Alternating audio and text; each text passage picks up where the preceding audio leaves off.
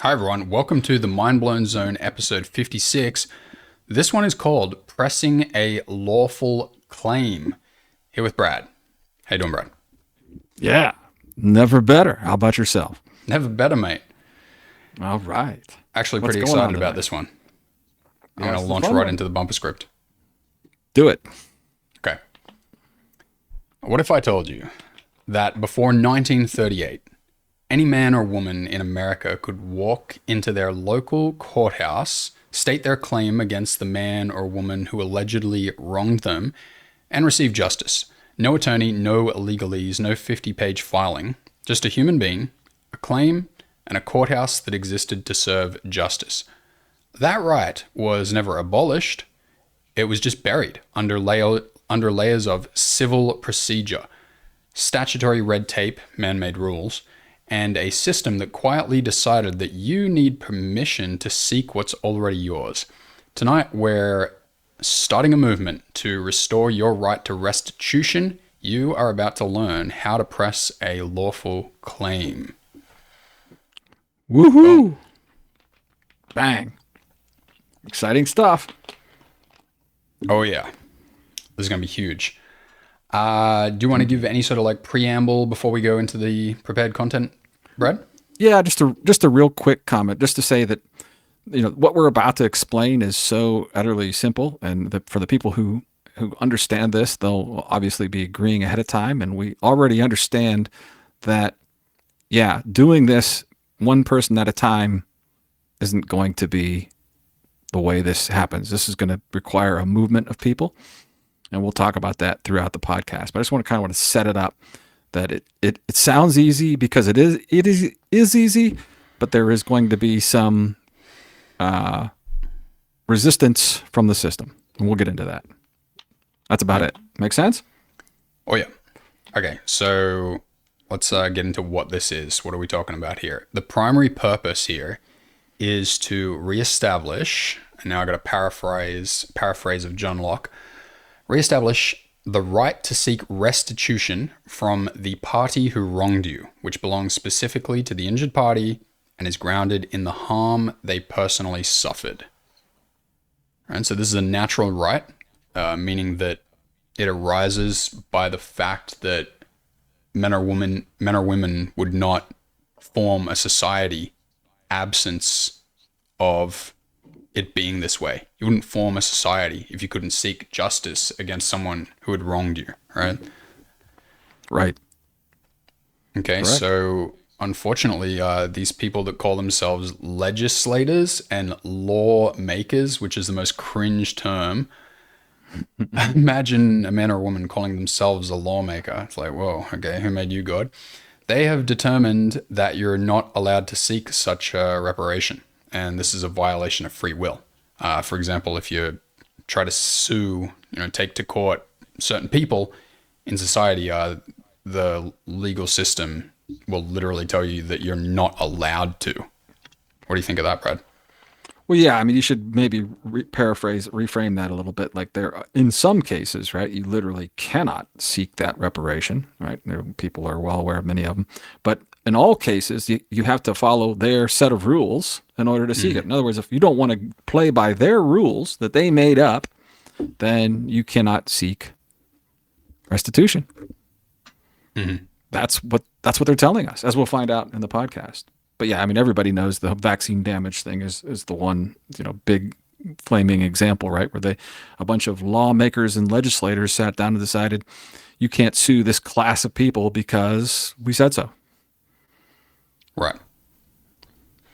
So we're gonna talk about like what a lawful claim is, and we're gonna talk about how to press a lawful claim, and we're also going to show you a template. It's a I wanted to say fabulous, but might ease off on that one. It's a fantastic piece of internet software that you can go to and basically fill in a template, and it will generate you a lawful claim that you're like able to take down to your local courthouse and basically say, oh, I want to make a claim against someone who's wronged me. However, there are some expectations of what's actually going to happen here, and I'm going to hand it to you, Brad, to talk about what our expectations are. Right. So, and this is so a couple of guys that I've studied, and while there's not really they don't present, well, one of them definitely doesn't present any examples, documented examples. The other one has presented some in the form of a counterclaim, but we know this is going to fail. In other words, if 20 people do this next year, then we know all 20 instances are going to fail. And the reason they're going to fail, we'll get into. It's not because we're wrong or you don't have the rights. It's simply because we're now living in what was the year 1938, right? We're almost 100 years of rock solid brainwashing where everybody has just been habituated to this is just the way it is. And therefore, you have to do it the way it is. That's what we're going to be running into. Does that make sense? Yeah, like you're going to go down to the courthouse, you're going to speak to either the clerk of courts or maybe you'll speak to a judge and you're going to tell him that, it's your right to press a lawful claim, and one way or another, you're probably going to get denied, right? What's going to happen? Yeah, what's going to happen is that if the clerk of court sees it and agrees to file it, right, or the person at the window, right, carry in your lawful claim, they're going to transform it into the lesser inferior complaint, which is part of the legal system. So there's a drastic difference between a complaint and a claim. I don't know if should I say that now or is that later in the outline? You remember? I think we'll get to that. Okay. So that's what's going to happen. You're going to walk in there. You're going to say, hey, I got this. I want to file this claim. And the clerk hears claim and complaint and just thinks complaint because that's what it always is for the clerk in the court of common pleas or the county courthouse.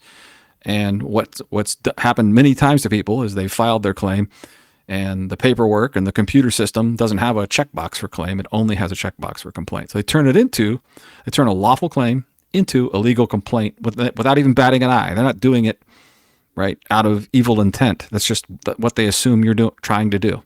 So that's what's going to happen. Make sense? Yeah, either that or you're just going to be ultimately turned away and say, yeah, you can't do this. But what we're looking for here is we're not, like, as we said right at the beginning, this is a movement, right? This isn't, here's how for you to succeed at something right away. What we're trying to do here is cultivate mass willingness to pursue justice against wrongdoers. And we're hoping that we may launch full restoration of nationwide justice if we can get enough people on board with this. Right.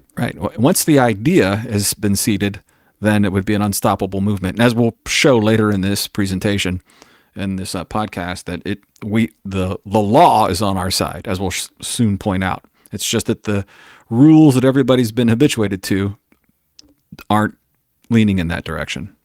We have the law on our side. They don't. Simple as that. By the way, one more thing. If you go and ask an attorney whether this will work or not, they're going to say, nope, not a chance. Yep. Okay. So let's move on to the next section, which is why would you want to do this? Why would you want to press a lawful claim? So at a real zoomed out level of why men and women in society should care about pressing a lawful claim, one of the main reasons is that we want a fair society. Okay? Like, we want life to be just. We want life to be fair. And if we live under a system that doesn't allow lawful claims and demands and requires that we follow their system and do their complaint and go by their statutes and the policies and rules that the lawmakers have written down and said that we have to follow, then we don't have a fair society. And a fair society is not a good society. So part of the reason for doing this is not just to achieve your own outcome against a wrongdoer, but to literally restore fairness to society. You want to weigh in, Brad? That's right. Yeah, I think if you stop the average person on the street, right, they all sense the injustice and the unfairness in the legal system, right? That people, the people with a lot of money or the people with a lot of celebrity seem to be able to get away with things that the average Joe on the street can't. So everybody senses that, right? And it's a fact that the legal system, right, is in place to protect the very people that we recognize as being, quote, above the law, right? They're not above the law. What they are above is the legal system.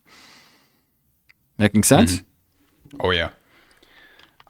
Next reason is based in natural rights. So you have a natural right to seek restitution. And I propose that we have an instinctual, an instinct to to exercise our rights and to do what is right in society. So, you could just ask yourself, do you not feel just like some sort of duty, or do you just feel naturally compelled to exercise your rights and live by them? I think most people would agree that they do. What do you reckon, Brad? Oh, sure. Yeah. I mean, it's your little brother or sister breaks your toy, and you want restitution, right?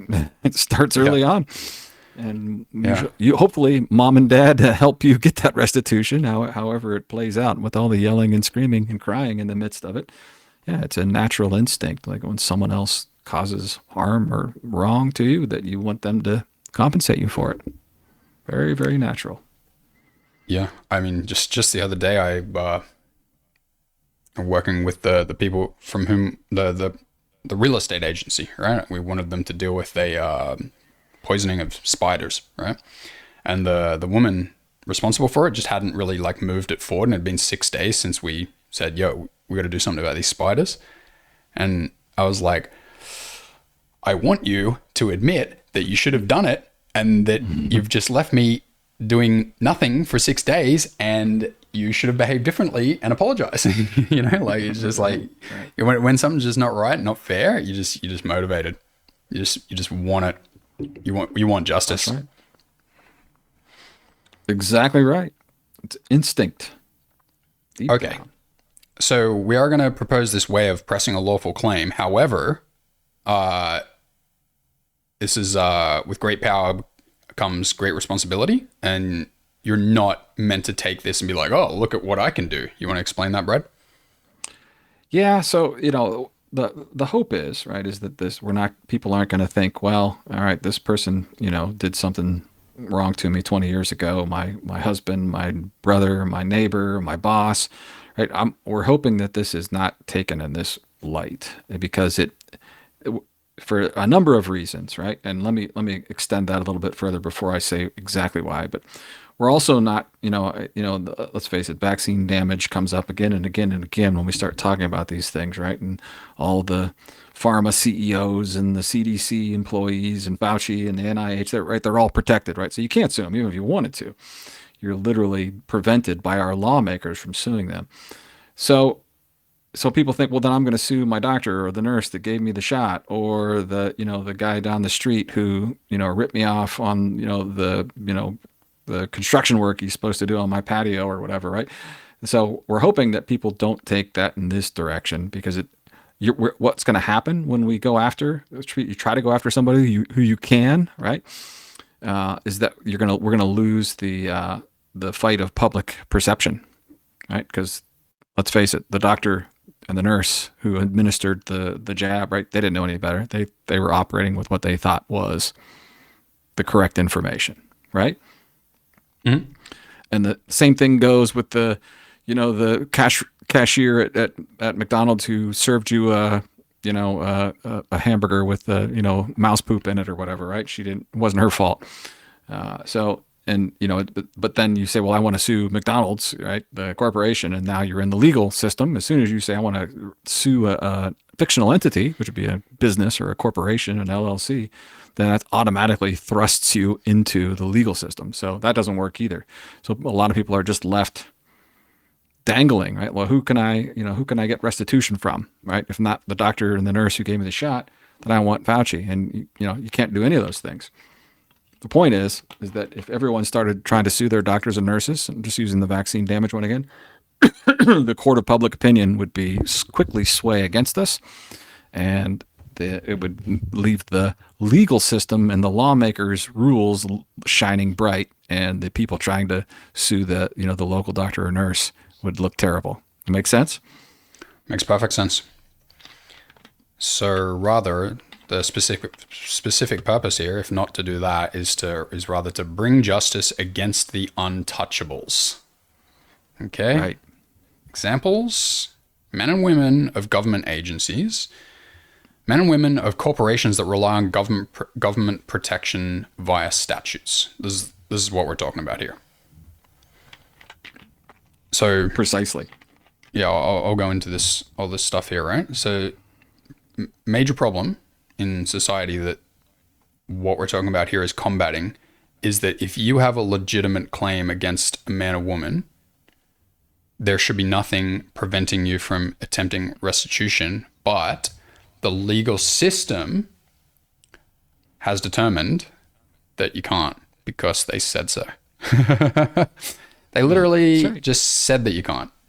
Okay? Do you want to go one for one here? Do you want to go through each of these things? Sure. Or I can just read them, right? Just read them word for word. Yeah, go ahead. Okay, I'll go one here. Okay, so here are some things that these lawmakers have written down that say that you don't have rights. Okay? Federal Tort Claims Act, FTCA.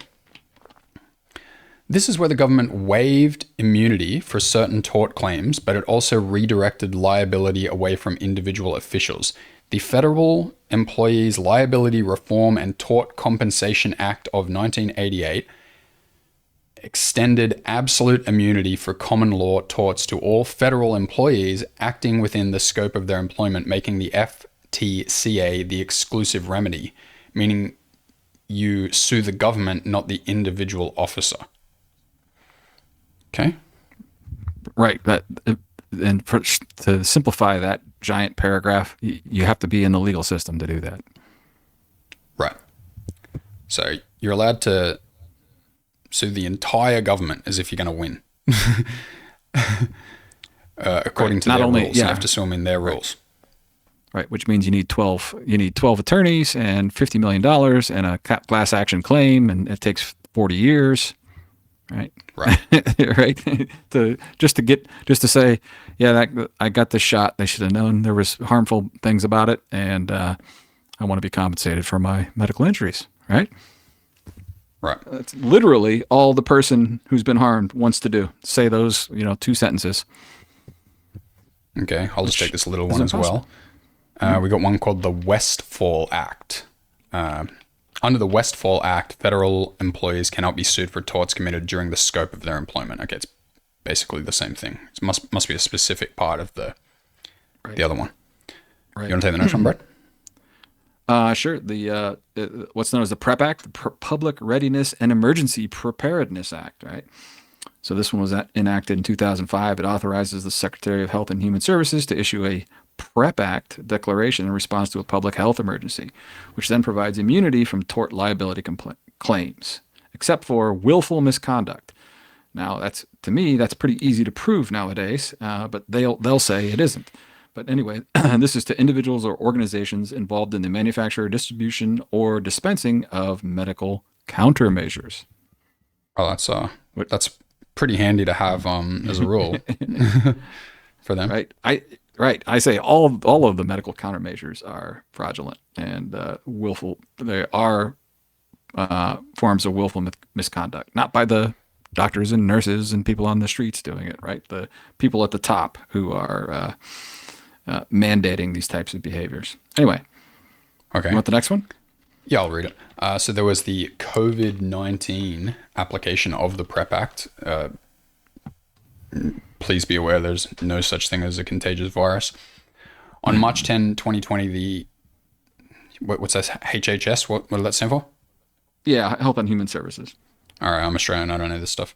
Secretary invoked the PrEP Act, declaring COVID-19 a public health emergency and authorizing PrEP Act immunity for the manufacture, testing, development, distribution, administration, and use of covered countermeasures, including any antiviral drug, biologic, diagnostic device, or vaccine used to treat, diagnose, cure, prevent, or mitigate COVID-19.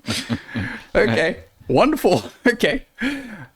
Is that the perfect definition of blanket immunity or what? Yeah, it's like, we're going to commit a whole bunch of crimes, but the statutes say you can't sue us. That's right. All right, I'll grab the next one. This one comes up with so what happened during COVID, which was interesting. This is the Communications Decency Act of 1996. This is specifically Section 230 for those of you that are familiar with it. So it protects employees and executives of platforms like YouTube, X, Twitter, Facebook, etc., from being sued for actions related to content moderation, including wrongful account termination. So what this Section 230 gives all the big social media platforms is an out on both sides. So they're not responsible if I go onto one of those websites and say something inflammatory or incendiary or whatever, we give somebody instructions on how to make a bomb, right? They're not responsible for it, even though it was on their platform, right? So they can claim immunity to me to doing that, which actually makes perfect sense that they should have immunity to that because they're kind of been designated what's known as public square entities, right? So this is just, they can't stop everybody from, posting harmful content. But then on the flip side, they also have the ability to terminate accounts at their own, discretion. So that if they don't like what you're posting, they can simply take it down at will. So it effectively makes it not a public square platform, right? And this act protects them from not only if someone post something inflammatory or whatever, what doxing, for example, would be an example that is commonly people try to fight. So they're not responsible for any doxing on their platforms. But at the same time, if they don't like what you're saying, whatever it is, like, so you can say, there's no such thing as viruses, right? They will ban everybody and their mother if they don't like you saying there's no such thing as viruses. Even if you have mountains of proof, they don't like it, they can take you away. And that's exactly what happened in 2020 when I think it was April or May of 2020, and a dozen or more YouTube channels that I listened to were all terminated in the same week. And those people got together and filed a class action lawsuit against Alphabet, Google, and to the best of my knowledge, it's still pending 5 years later. And they're going to lose. I mean, they're going to lose. So basically, all this is like, we wrote in our own legal system that, like, if we commit a bunch of crimes, you can't sue us, and that's just the rule, and it's legal. That's just how it is, okay? So a bunch of nonsense, right? Okay, so this is like baked into society right now, and it needs to be changed, obviously. And we believe that we've identified what we're calling a shatter point. Okay, so I'm going to explain this metaphor of the shatter point because it's pretty important for you to see it in this way. Diamonds have what's called a shatter point. I don't have enough knowledge to really get into the specific material sciences of it, but just the way the carbon atoms are aligned, sometimes there'll be a specific point where there's like a weak plane where they're not properly connecting. Aligned. Yeah, it's something like that, and right, and you can just find this specific spot, right, and you can just go pop, like you just give it a tap and it just shatters, right? And I found out about this because there's a book in the Star Wars Extended Universe, and I've read like 50 books from there. And this character, Mace Windu, there's a book called Shatterpoint all about him. And his big skill is that he can like identify the shatter point of a situation, like a really complex problem, like a Sith Lord trying to take over the Republic. Mace Windu can like see the shatter point, and he's like, it's Anakin. Shatter point of Palpatine is Anakin. Okay, that's his weak spot. Okay, so basically we think that what we're going to present now, this way of approaching this problem is a shatter point. We'll actually cause it to shatter, right? So it's big news, right? To launch into that, Brad is going to share a history of how he got into the situation. Oh, okay, sure. So the basic idea that needs to be understood, and it's truly basic, is that before the legal system entered into the United States, which was 1878 officially, right, with the American Bar Association, was that we operated under what's known as English common law. And that it was called American common law because we had, of course, not been an English subservient at that level, although that some people could argue that's not the case. But in either case, it was common law, and all the Commonwealth nations, Australia, Canada, New Zealand, South Africa, right, et cetera, they all are Commonwealth nations. So technically speaking, this applies to all of them. Although don't take our word for it, because Matt, I haven't studied anything but American jurisprudence, and there are variations. But that was what it was in the USA before that. So it was exactly like we stated in the bumper script before, and we said 1938. That's when the rules of civil procedure officially took over. So that was legal procedure, right? Was now the only way to do things in our courts. So they said. But that is, before that, is exactly how we opened this up. You had a claim. So a man or a woman goes into their public courthouse, says, Farmer Joe stole my 3 chickens and I want him to pay me, compensate me. Right? It was all you had to do back then. And the people at the public courthouse, right, the clerk of courts, supervisors, everybody there knew how to write up the paperwork, right? They knew how to get it set up and get you a court date so you could come in and make your claim, bring your evidence and your witnesses. That was all a person needed. And, frankly, most people couldn't read or write back then. So there was no reason to fill out a complex lawsuit and follow all the administrative rules. It just wasn't necessary. So you didn't need to style it in a certain way. Like nowadays, I think a lot of, from what I've heard, a lot of courthouses won't even take a filing unless it's styled in a very particular way for that particular state.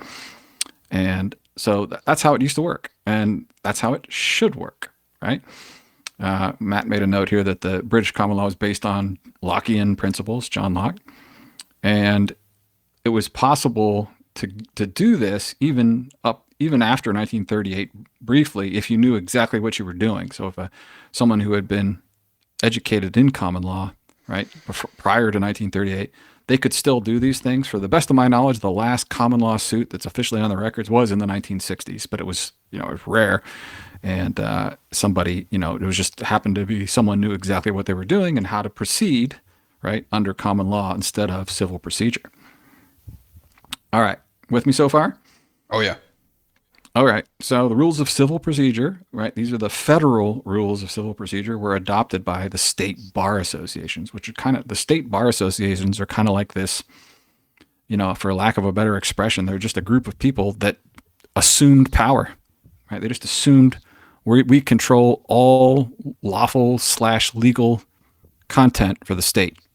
Like no one said, all right, these guys are the experts. Let's hand it over to them, right? Technically speaking, the bar is a private club, right? It's not some government entity, and there's no reason when someone says you can't practice law without a license. There is no license, right? It's just that the state says you got to do these things that the bar association says and follow the bar association's rules, or you can't walk into one of our courtrooms. That's what they say. That's not true either, because there is no license, right? It's just a bar card is not a license from the state. Anyway, so also, if you go look at all the statewide statutory laws, right, that are written into the bylaws and the Constitution, what they now say, right, is all civil matters must proceed with a complaint. That's so important. Let me repeat that. All civil matters must proceed with a complaint. A complaint is inferior to a claim, as I mentioned earlier. A complaint, complaining, right? Whining and complaining, right? It's what an attorney does, right?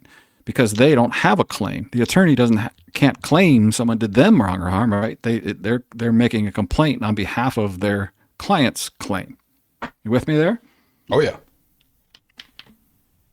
The second thing that I found, and I looked at a couple of states, so I didn't look in every state because I saw the consistency of it, but the other statutory lawmaker rule in these state codes is all civil matters follow the rules and procedures of the courts. All civil matters follow the rules and procedures of the courts. And by the way, these are civil as opposed to criminal, right? Criminal is a whole different, discussion, but this is civil wrong, harm caused between men and women. So that's effectively saying that the rules of civil procedure. They didn't say it specifically there, but they're saying it loosely. You see it? You see that kind of little trickery there, Matt? It's important, right? It doesn't say all civil matters must follow the rules of civil procedure. It says follow the rules and procedures of the courts. So It's interesting that those two things are loosely mentioned. And I guess I jumped ahead a little bit here. Complaint is inferior to a claim. Right. I already said all that. Okay. So let me jump past that. You want to do the shadow point or do you want me to do it? I'll see if I can do it, right? Go ahead. Okay, here's the shadow point. All right. Because Brad's explained this to me a lot. And I think I've got it at this point, right? You do. So all state constitutions, the law of the land is the Constitution, right? That's right. And the law of the Constitution is common law. So let me preface this. Like, here's 2 points of logic, right? 2 key points of logic that when you look at these points together, it just makes you go, we got him. We got him, right? Right. So here it is. For all state constitutions, the law of the land is the Constitution, okay? And the law of the Constitution is common law. And nowhere in any state constitution does it say that you can't file a claim, right? So they are not saying that you can't file a claim, all right? This is very important. They don't say that you can't file a claim. You can't find anywhere in their writings that says you cannot file a claim, all right? That's pretty much point 1, yeah? Right. And it's because, right, it would be a violation of the constitutional law. Yes, that's why exactly. They can't say it. Right. So they're not saying that. Okay. Now, Judge Judy. I saw a lot of Judge Judy when I got Foxtel for a year until we got rid of it because it was just we were watching too much TV when I was a kid. Saw a lot of Judge Judy. Court of small claims. Okay. So there are claims, right? So we can literally see that there are claims. But they also tell you when you try to go to file a claim that you can only file a claim up to a certain dollar amount, right? They've arbitrarily decided that you can't file a claim above a certain dollar amount. And usually we reckon this was about from $2,500 to about $15,000, somewhere in there, depending on the state, right? Mm-hmm. That's right. So they show their hand. They say, oh, yeah, well, look at that. You can file a claim. And they also prove that not all civil matters proceed with a complaint. So here's a groundbreaking fact of reality right now in the United States. You can file a claim.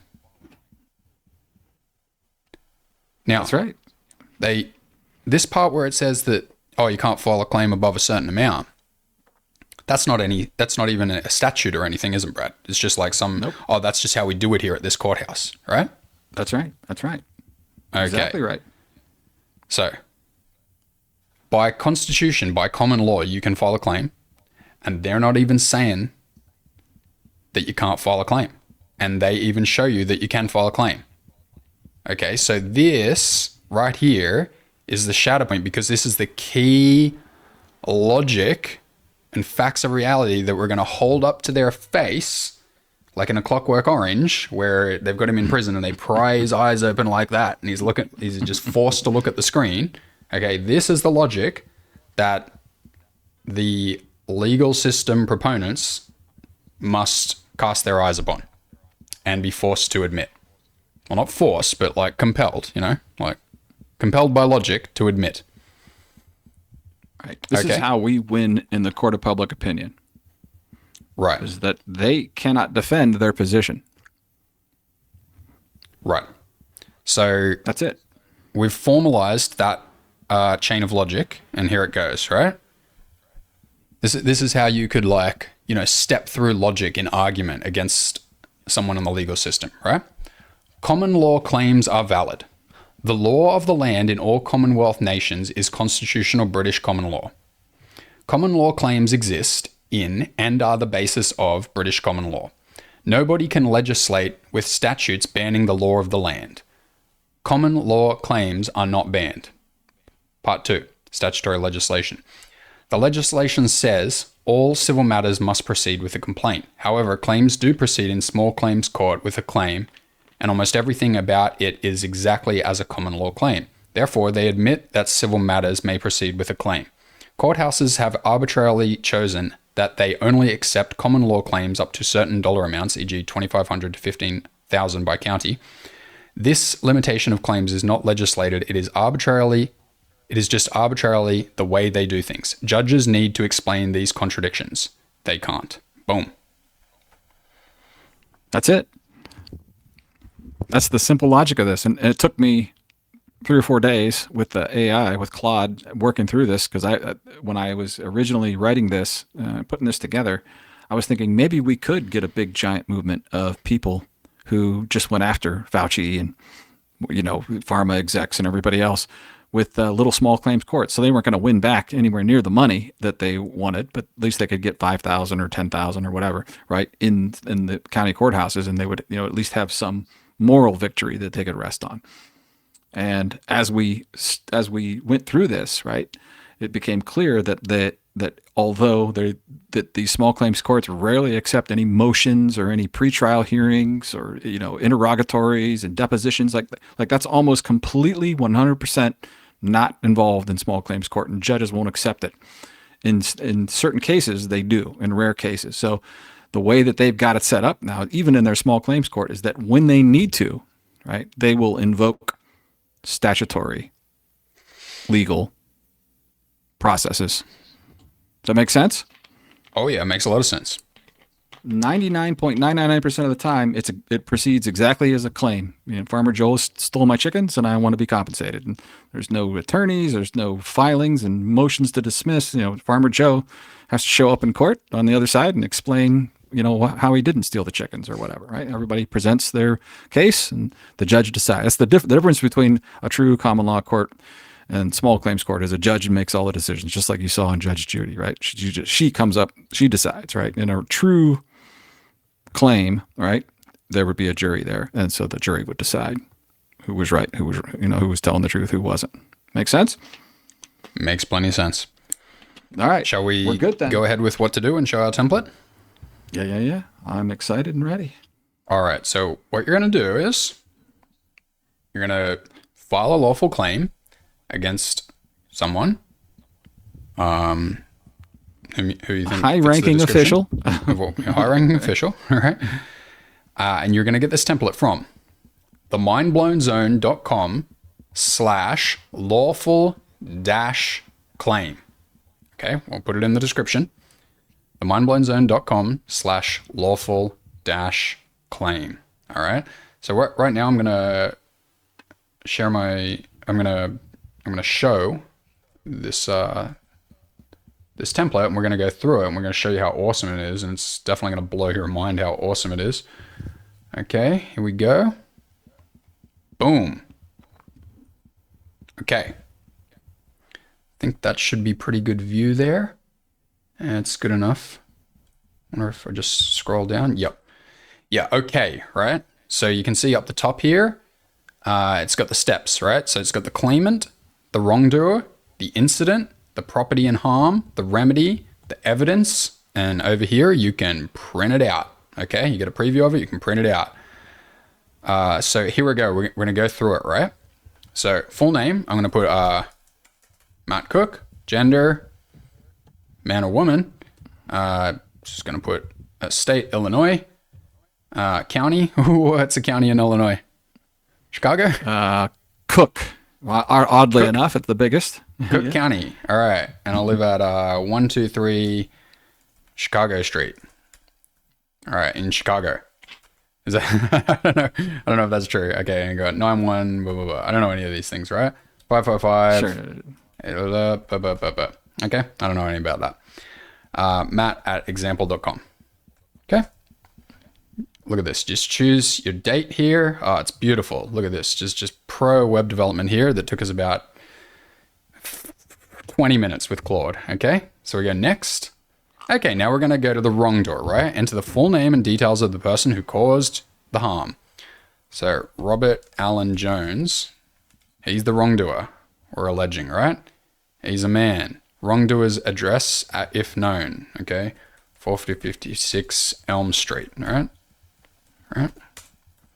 Wrongdoer's role or relationship. Okay, this is like what he is to you.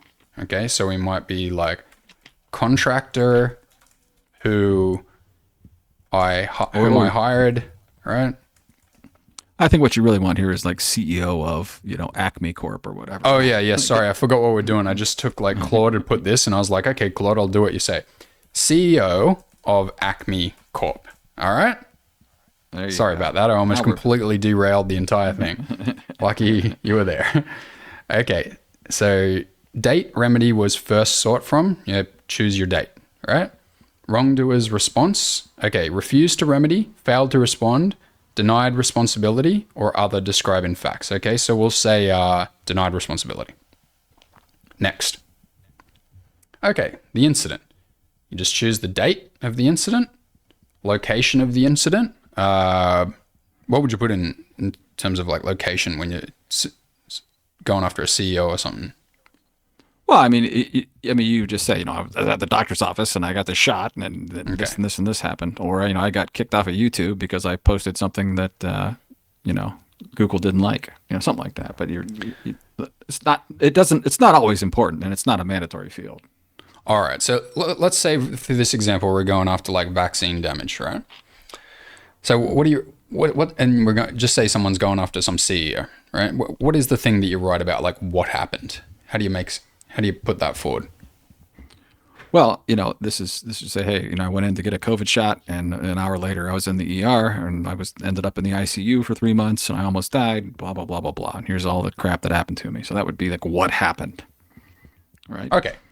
All right. So you put in what happened to you, right? Like you just put it in common terms, right? Don't describe what happened in any legal terms or anything like that. Just say what happened to you, right? Don't theorize or anything like that. Just put the facts of your experience, right? That's right. Brief one-line description, right? Damage from COVID vaccine, right? Next. Okay. Property trespass to bond. That would be like my body, right? Correct. That's your property. That's your property. How the trespass occurred. Like, what do you reckon you would put for that, Brad? How the trespass occurred, right? Well, I would basically say something like, I was given a shot without being told the proper risks and potential damage that it could cause me, right? So something along those lines, right? How it occurred is I went in trusting in the medical system and the safety and efficacy of the jab, which is what we heard 24/7 on our TV stations. And as it turned out, that wasn't the case for me and a lot of other people. Okay, something like that, yeah. Physical injury suffered. Let's just say like people got that like heart something. What was that thing that people said they got with the heart? Well, it was myocarditis especially for the teenagers. Yeah. What was it called? Myocarditis. All right. So for example, like that, right? Yep. Other harm or loss. Like out of work for 3 months, for example, right? Sure. Remedy demanded. So you're going to put in your medical expenses in dollar amount. Let's just say 50,000. Lost wages, 40,000. Property repair replacement, 30,000. Other quantifiable damages, 20,000. Okay, you put in what you think's right. Description of other damages. Let me pause you right there, just because this is important, right? Is that some people think I'm just going to ask for $1 billion, blah blah blah, right? Think if this is going to work for you, right? You have to think in terms of what other people think is fair, right? So you may say, you've received irreparable psychological damages and yada yada yada, but is it fair to ask for $1 billion, right? And if you do ask for ridiculous amounts, the jury is likely not going to find in your favor. That doesn't mean you can't have some emotional, psychological harm damages that you request, but you have to think about what would you do? How would you respond to someone asking for a ridiculous amount of money? So it's important that you don't overdo it. And you weren't overdoing it. I just wanted to make that point. So continue. Right. I totally agree with that. So description of other damages, like just for example, right? Emotional health or something like that. Just whatever you think it is for you, okay? I don't have time to come up with the perfect idea. These aren't mandatory. Right. Right. Return of property if the wrongdoer just leave, or you can leave blank if not applicable, right? Okay, Right. next, documentary evidence. So in this thing here, it's not about uploading the photograph, right? You just write down what the evidence is, right? So it's like photographs of me in hospital, right? Copies of massive hospital bills. Voice recording of experience while in hospital, for example, right? Okay, This can, witness, and you put your wife or something like that, or your significant other, however you like. doctor, right? Your neighbor, your son, your mother, anybody who's witnessed the whole ordeal that theoretically, right, you're going to call in, right, on behalf of yourself. Right. Physical items damaged. You can just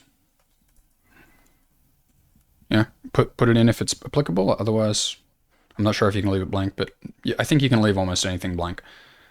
That's right. Okay, and boom, you have got a lawful claim. Okay, I'm just scrolling down at the moment, Brad.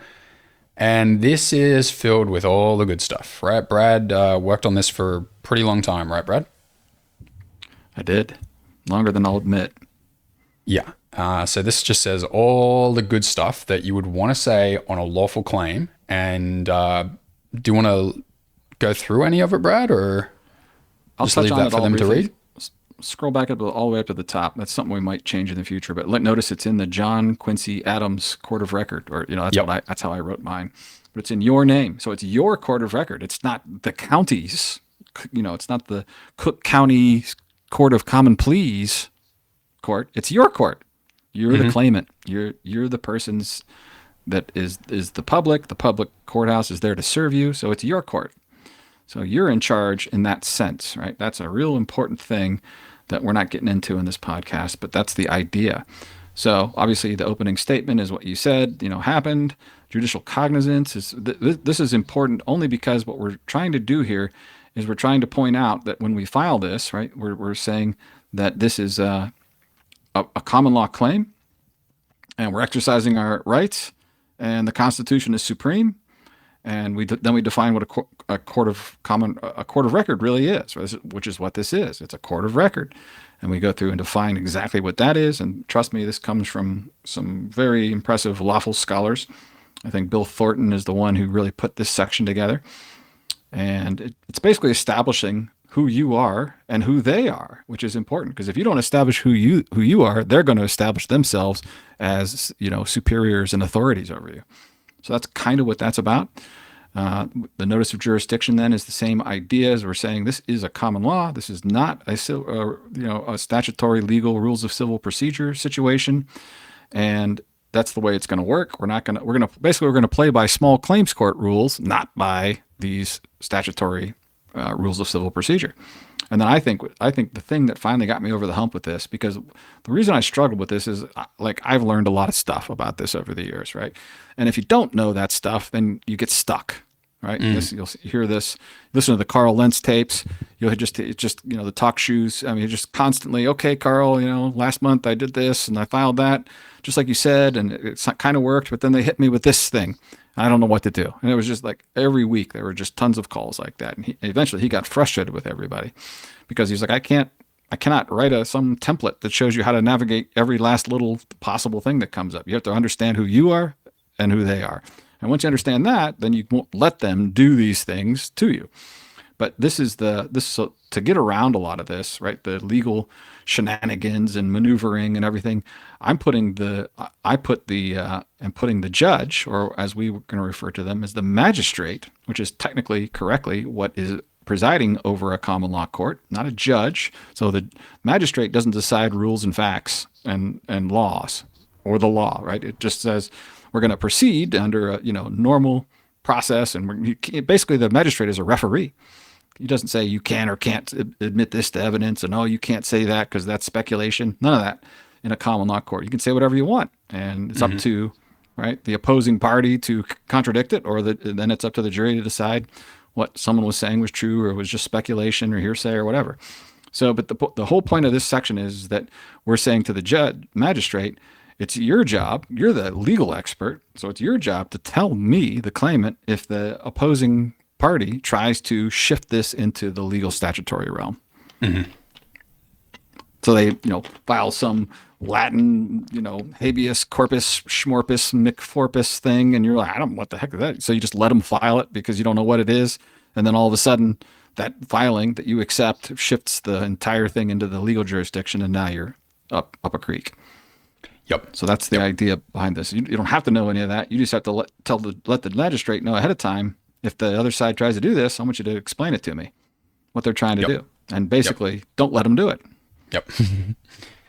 So instead of having to know every single chess move at every single moment that the opposing team might say or the judge might say or anything like that, we've just handled that in advance for you.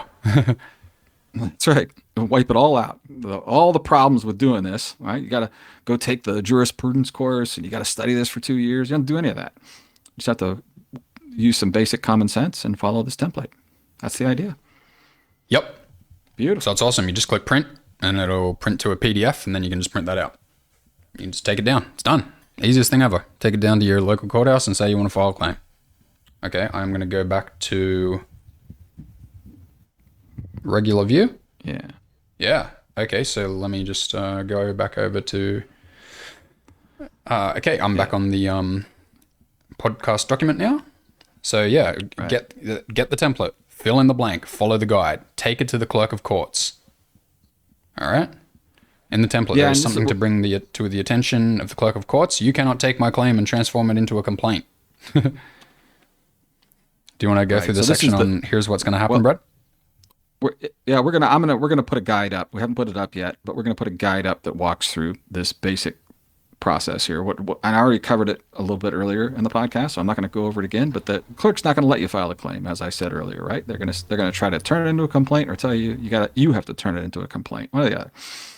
And right, let's make this clear: being honorable, kind, nice, etc., is of utmost. Is more important than anything else in this process, right? First of all, the clerk has no idea what the heck you're trying to do. No idea. No one's tried this in 70 years. So there's no way your clerk of courts understands what you're trying to do. So they're going to say, you can't do that. And you're going to say, why can't I do that? And say, because this is how we do it. This is how it's done. You file a complaint. You say, well, I don't want to file a complaint.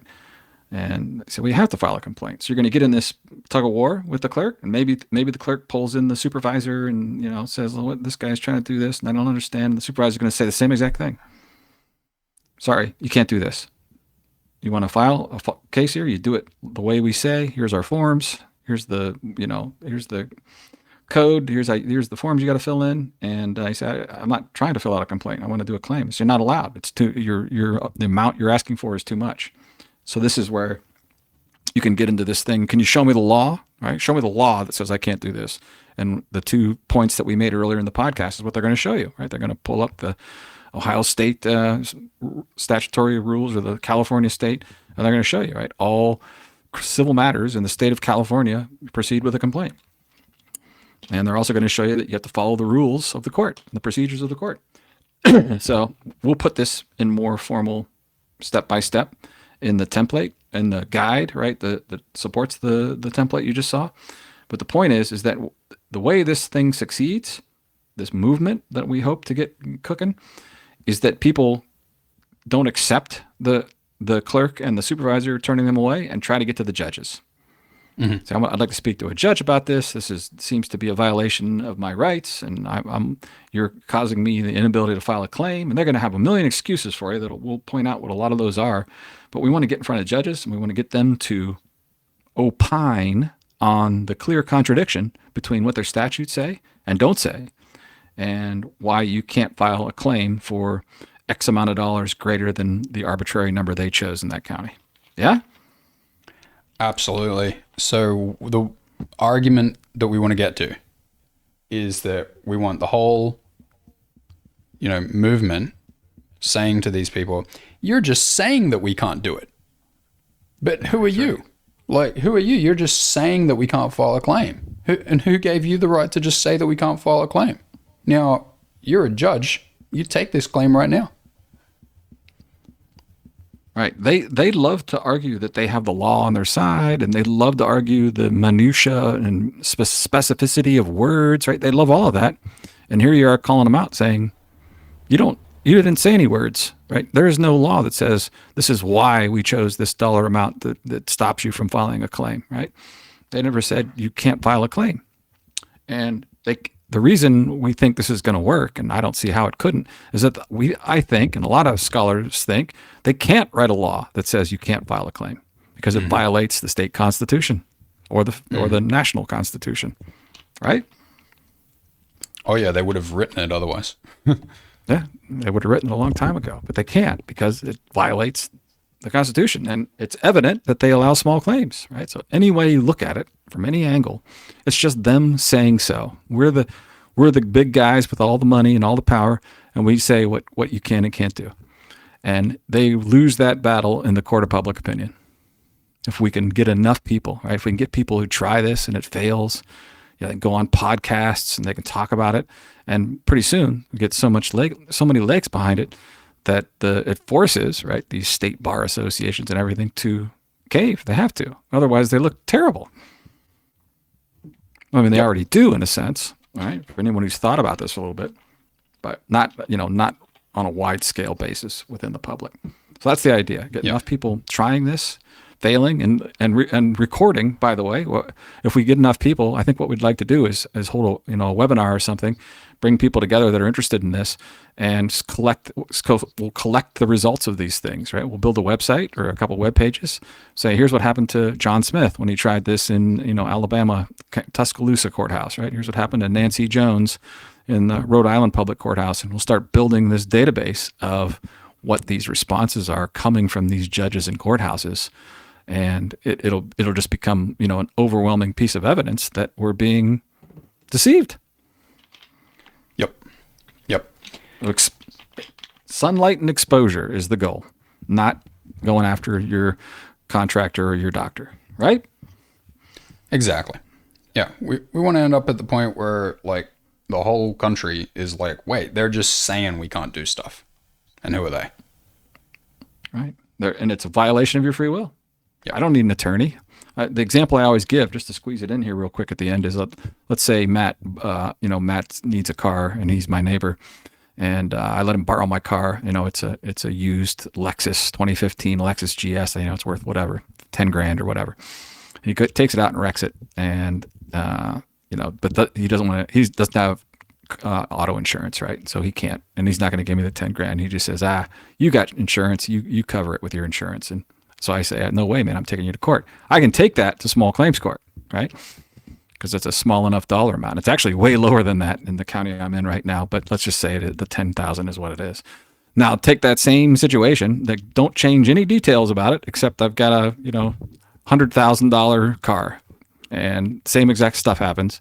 And now there's no different details other than the value of the car. But now I go down to the courthouse and I can't do this. I can't take them to small claims court. Right? See the ridiculousness of it? Yep. There it is. Okie dokie. Well, I think we covered it. So I'll conclude with your action steps. Go to themindblowenzone.com/lawful-claim. Okay. Fill it out. Take it to your courthouse. Talk to the clerk of courts. If they don't accept it, attempt to talk to the judge. Report back. Email us at contact@themindblowenzone.com. Tell us what happened. Tell other people what happened. Tell radio stations what happened. Tell podcast owners what happened. Tell everybody what's going on, and explain what you've learned here today and why we should be able to file claims against these people. And just treat this as a movement and spread the word. Yeah, and like I said, hopefully, if some people listen to this and want to talk it through a little bit more, we'd be more than happy to host, a Zoom with people and talk this through with a little more detail, a little more strategy. If in fact, someone is coming from some form of a movement where they feel like they don't have any other remedies for them, and this sounds like a potential, right? That's kind of the thing that would break this open. Right. So we'd love to get involved with that and help as much as we can, because we can't cover all this in an hour. We covered the basics, we got the ideas, we got the template, but yeah, strategizing a bigger movement is going to take some more effort, for sure. Beautiful. I think that covers everything. Anything else you want to mention, Brad? That's it. Excellent. 1 hour on the button. Well done. Yep. All right. Thanks, everyone. Best of luck, and get back to us on your outcome. Thanks for watching. Thanks, everybody. See you next time.